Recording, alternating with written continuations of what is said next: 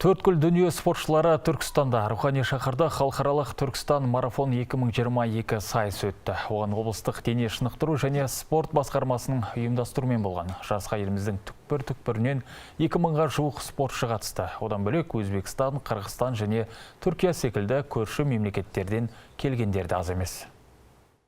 Спорттық шара жас ерекшеліктеріне қарай 3, 10 және 21 шақырым қашықтық бойынша өткізілді.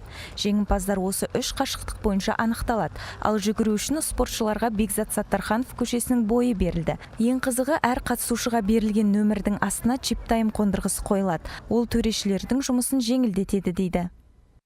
Қазіргі уақытта заманауи чип-тайм системасы бар. Чип-таймда барлық адам жүгіріп шығып кеткен уақыты алынады. Барлықтардың номерлерінің астында чип уақыттары бар. Сол жүгіріп кіргеннен кейін уақыттары тоқтатылады. Заманауи технологиямен бекітілген.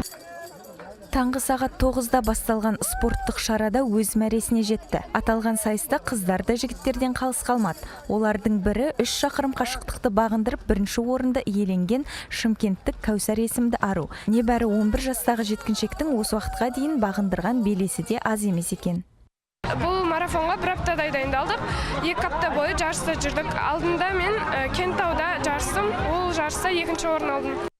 Спортшыларды ынталандыру үшін 3 шақырымда жеңіске жеткен атлетке 100 мың, 10 шақырымды бірінші жүгіріп өткен желаяққа 200 мың, 21 шақырымдық сайыста алғаш мәре сызығын қиған спортшыға 300 мың теңге сыйақы берілді.